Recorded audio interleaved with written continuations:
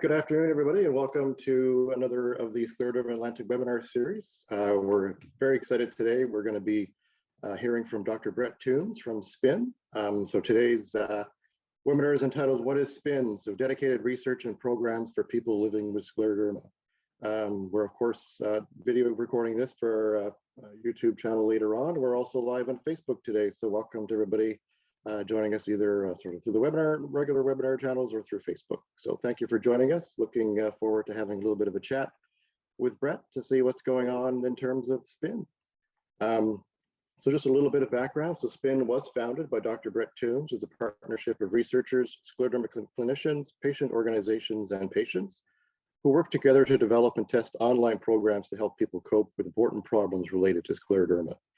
Scleroderma Atlantic is a proud supporter of SPIN. We've been a proud supporter for a number of years now, and we just love the work that they do. And so we'd just like to welcome Brett to Scleroderma Atlantic.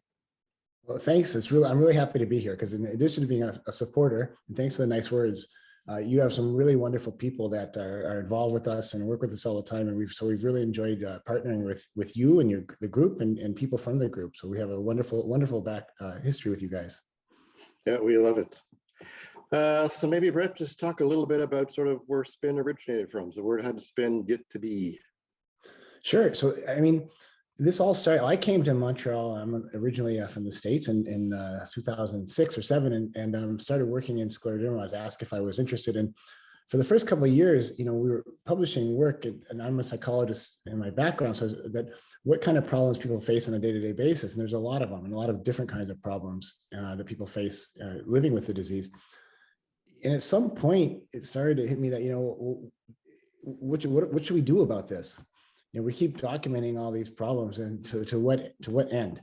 So somewhere around 2009 or 2010, we started looking for ways to pull together a group, and we got a little bit of funding from the Canadian Institutes of Health Research and Scleroderma Ontario, provided us some funding at the beginning and put together kind of a business plan. And then we invited a kind of who's who of people in scleroderma from around the world, and they all came to Montreal, and we got around a table, and we decided that we should make the leap, and we should move from just documenting and researching these challenges to developing programs to help cope better with living with different facets of the disease, and that was the origin of SPIN. And Maureen Mays from the University of Texas actually came up with the name.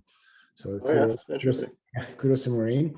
But there were a lot of people from around the world that really gave their time to this, and that's kind of where it all got started. And we had to go out and, of course, fund it. And then within about a year, we're very fortunate. We got a grant from the Canadian Institutes of Health Research again, or CIHR, and from then we were on our way, and we began to try to fulfill our mandate, our mission we adopted from right from the beginning. Is to work with people living with scleroderma to better figure out what are their most important problems, what are their priorities, to better understand them, and then to build programs and tools that we can deliver, either online or in groups on video or other ways that can help them live better and address these challenges. So who makes up SPIN? So maybe talk a little bit about your own team. But you also mentioned sort of in the intro there as well that a lot of people from Atlantic Canada are involved in sort of some other things that you guys do. So maybe just talk a little bit about sort of who makes up SPIN in terms of your own group, and then sort of how other people are involved as well. Yeah, it's funny when you say what is SPIN. In some ways, it's kind of an idea or a collaboration without fixed boundaries, right? So here in Montreal, there's myself. Linda Quackenbos is the co-director. She was a postdoctoral fellow, which means training after you finish your doctoral degree, and she was here from the Netherlands. She's now back in the Netherlands and still works with us. Marie-Ève Carrier, who many of you know, is the coordinator here in Montreal. And then we have a team of 5 or 6 standing people some of them are sitting in Montreal, and over the pandemic, some of them have dispersed to places like Norway and Mexico and still work with us from their homes and do that. But then I think really importantly, we partner with groups like yourself in many ways. They're doing these kind of things, getting your input, asking if there are people, what you see as important things we should address, asking if there are people in your organization who might partner with us. We work with different patient organizations across Canada, the US. Recently, the Australian state and national organization have become really, really good partners as well. And great to work with, and many of them.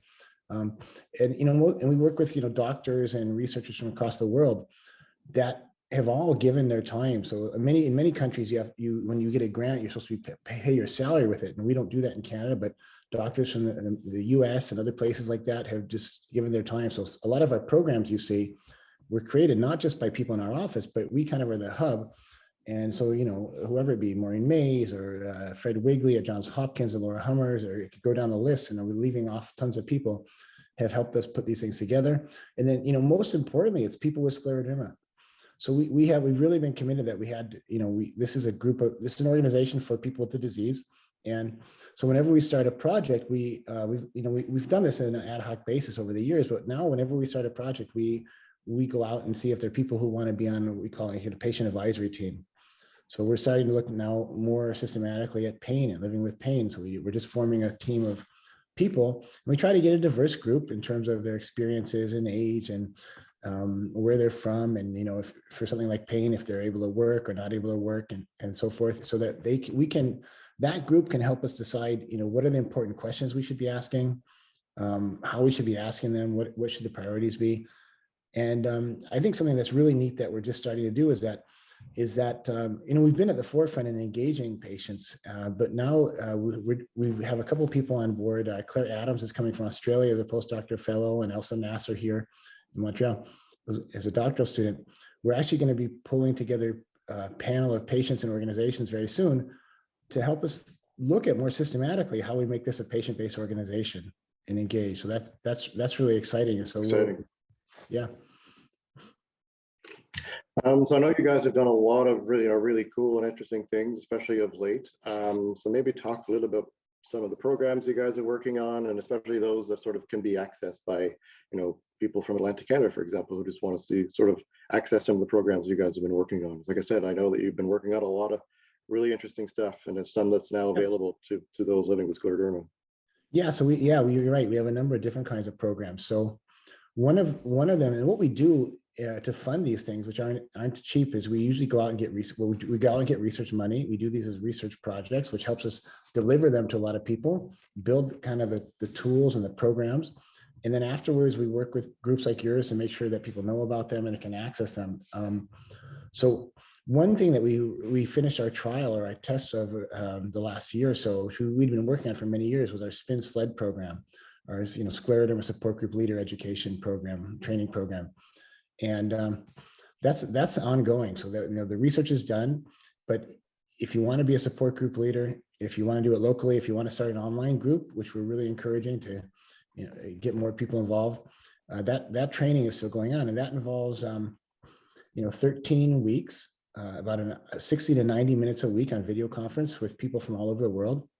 Laura Diaz, who's a really great, talented, compassionate clinical social worker, leads the groups, and it does anything from forming support groups or doing them online to organizing them to supporting people with different challenges that they're facing, and so forth. So that's something that we finished. We tested it. It went extremely well, and now we're providing that.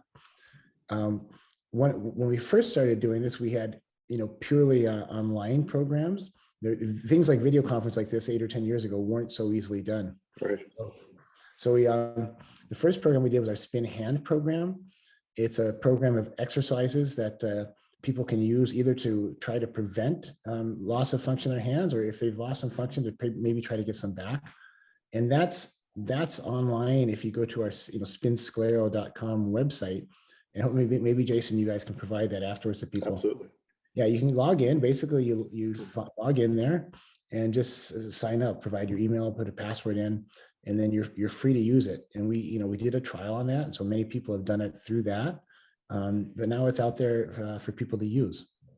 Another example right now, this is really exciting, is that we've moved to the next step. Now that we can do video conferences, people have really enjoyed working together with other people facing similar challenges. And this we did during COVID. I think many people, or a good number of people from Scleroderma Atlantic would have participated, but in April 2020, we launched the Spin Chat program. So some people might have done that. And that was right when the COVID hit, intensely. We did 4 weeks, 3 times a week, that people, and there were 11 or 12 countries involved, and people went online and had a support group. So people who had been trained in the SLED program were leading those groups, people with scleroderma. I know Richard from out east in Scleroderma Atlantic was one of the leaders. And that again went extremely well. And so really the group element that's been really helpful for people. So we've really tried to just now move all of our programs into a similar format. So what we're doing right now is it's called a self-management program. It's kind of a bad name. It's what our research industry calls a self-manager. It doesn't mean you go off and manage your disease on your own, even though it's called that. But basically, these are programs that help, where they're kind of tools and tips to be a more effective partner with your doctors, to interface with them and make sure that what you're doing for your disease is best for you, fits what values, because sometimes you have to make decisions that there's give and take, and what's right for you, it's not right for everybody. Things like how to stay active with scleroderma, how to manage diet, nutrition, and some of the things that GI symptoms and so forth that go along with that, and all sorts of different challenges. So it's a multifaceted program. It's almost like an online book or toolkit with videos and so forth. But then what you also do is you meet over 12 weeks, you meet 8 times in a group of other people. They're about groups of about 8 people who are going through it. Each person picks which parts of the program they want to focus on and which things they want to try to make some positive health changes for themselves. And they get to bounce ideas across people in the group, get support from the group and so forth. And that one is ongoing now. So actually, if you look at our either Twitter or Facebook, there's links to sign up, or again, Jason, we can make sure you have links to sign up, and you can sign up. That's right now in a trial phase, which means that we're testing how effective it is, but you can get it through at some point it'll be available more broadly. But now if you sign up there, you can get involved in the trial and do that. And that's also, the groups are led again by people with scleroderma who went through our training program earlier in support group leaders, and now they've transitioned to doing these kind of groups. And so each group is led by someone with scleroderma, and then involves others with similar challenges. I'm always amazed at sort of the wide variety of things that you guys work on. It blows my mind. It's just amazing, especially over the past couple of years too, with COVID and everybody sort of working from home, and the whole way that we work has shifted. But that you guys haven't let that get in your way at all. Like, you just come up with a lot of new programs, so it's fascinating. So kudos to you guys for doing some great work there for sure. Well, it really is a community and internationally, because you say it's like a broad. I'm a psychologist by training. I do medical research methods too, but right now, we're trying to do some work on oral health. The mouth and the face area, dentistry and so forth. And clearly, I don't know much about dentistry, but this was, we surveyed people a year or two ago about what we hadn't done that was most important. Patients said they needed something on oral health. So we're doing that. We're good at research, but we have 3 dentists involved. Dave, leader from Tufts University in Boston, and then a couple from young dentists from Australia. So it's really is, every time we go about a project, we have a number of patients involved and so forth. And but every time we go on a project like this, that's how it works, right? Different people are involved. And by the way, I should, before I forget, I want to you kind of shout out to Ken and Rose from your group. Yes. I was mentioning people have been involved from Scleroderma Atlantic, and he's had a really important role, and he was involved in developing our support group leader training program, so forth. So anyway, I know as soon as I mentioned Michelle and Ken, others I've forgotten, so I send my apologies with that too. You never name names, you just never know, right? You somehow won't name all of them, right? That's right. It's an interesting question too. I mean, with everything you guys got going on too, you're getting people involved. So it sounds like you don't have any issues getting people involved. It sounds like people are there to help you. Is that right? Well, yeah, but we're always looking for people. So, True. When we first, in terms of patients being involved, so when we first started doing this, there were a core of people that we knew about. They're involved in organizations, and they tended to be kind of our project partners. We've tried to expand that. So now, if we're putting together a group on pain and oral health, I've mentioned, we usually like to have 1 or 2 of those people, because they've been with us, they've worked with us, they're comfortable interacting and telling us when we get it wrong, and they can set that example for those in the group. But we're also trying in each case to bring it, to bring in 6 or 7 people who haven't worked with us before, so we get diverse perspectives. So there's really no experience needed. So if you want to, if you have scleroderma, that's the experience. Well, that's the experience you need. And it's not intensive. We usually consult with people once or twice every 3 months or so, and all that's involved is have scleroderma, be willing to look over what we're doing, give us your honest input, tell us when we think we got it right, tell us when we think we've got it wrong, tell us when we haven't thought of the right things. And that, so if anyone wants to be involved, again, contact us, and we'd love to try to get you involved. That's great. I know you mentioned a little bit about oral health. Anything else new and interesting coming down the pipe that you might want to share with us? Yeah, so yeah, the way it works, by the way, is that when we do this as research, it takes, these programs come out, but they don't come out of nowhere. So A lot of work.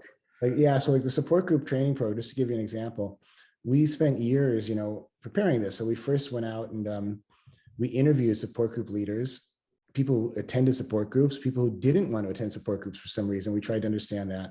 We took what we learned in the interviews and we did a survey internationally with over 1,000 people who provided, that way we got the ideas for the interviews, and we got a nice pattern of what was most important to different people through the surveys.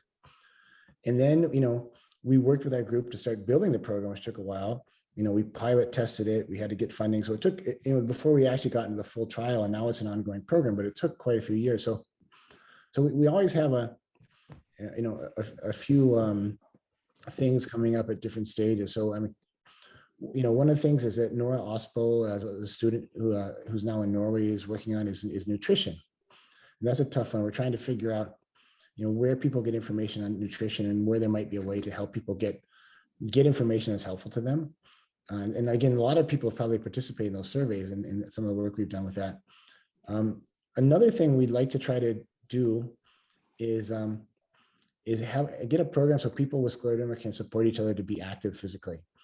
It's being physically active helps all of our health, and it's challenging if you have scleroderma for a lot of people, but it's still important. It can also be fun, but there are a lot of barriers to it.